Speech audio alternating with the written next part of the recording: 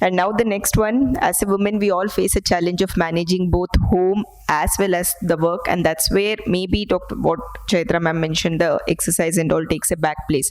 So managing work-life balance, we have with us the head of the Department of Pediatric Ophthalmology and Strabismus, Narayan Netralia, Dr. JYOTI MATALIA ma'am with us, and she would be guiding us as to how to make things more easy for any woman who has been working.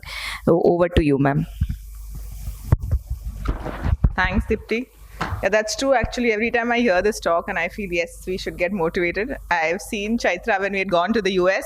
Even there, she would get up in the morning and go for runs. Remember in Seattle? So I was like, yes, yeah, I'll do that one. Sure.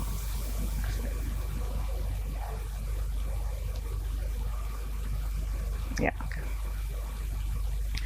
So let me help you go through how we can have a work-life balance.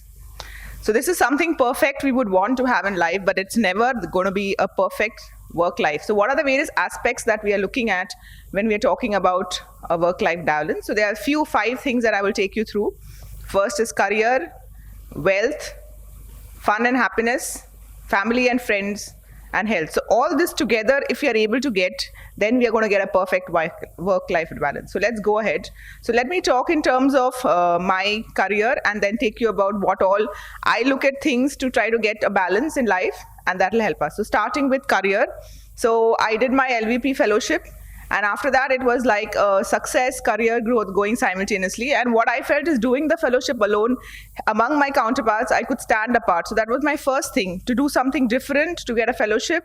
And then I joined Narayan Netra in 2006. So incidentally, before I did my fellowship, I was in Mumbai and I was doing topical phacos.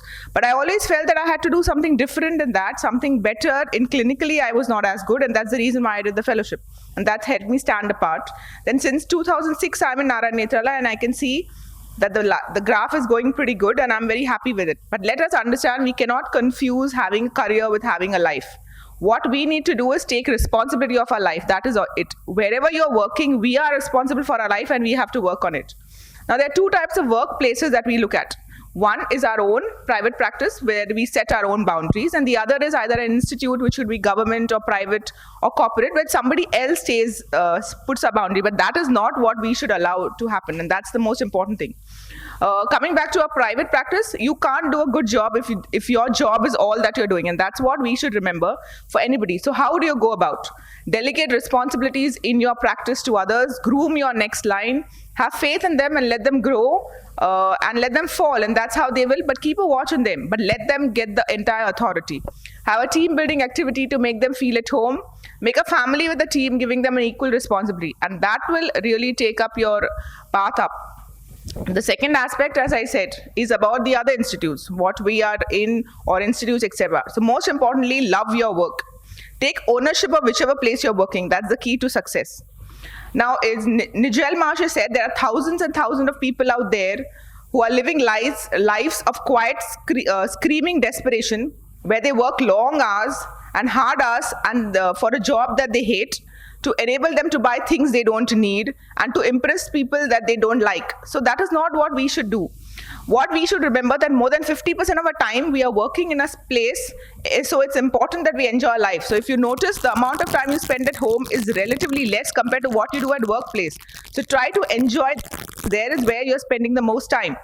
Enjoy the time with your colleagues, subordinates, and staff. Celebrate occasions, small things which will not only give them happiness, but give you happiness at all as well, and you will stay happy too. So that is a basic line. So what you need to do is design your own life. Wherever you are, in whichever practice you are, you should be able to design your own life. Now, coming back to the important thing is wealth. Yes, everybody looks for wealth. We always think that there's a perfect work-life balance between work and life, but this is not how it is actually there. Never get so busy making a living that you forget to make a life. Yes, money is happiness, but not all the time. What you need to understand, there are certain things you cannot buy with money. Coming then to the other important thing is fun as happiness.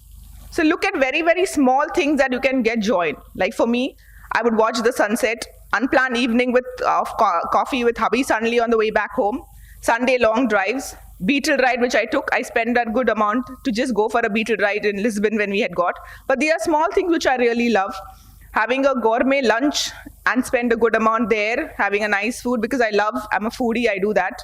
Even eat cotton candy and do that with my children, fight for one, ice cream and Pickwicks. Something small things, but when I do that, I really feel happy. So the idea is enjoy every moment and live in the present. Don't base your happiness off other people's life. You feel that person is more successful or that person's better life. You never really know.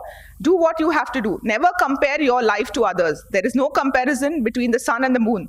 They shine when it's time. It's their time. So never do that. Do what you feel you're going to be happy with.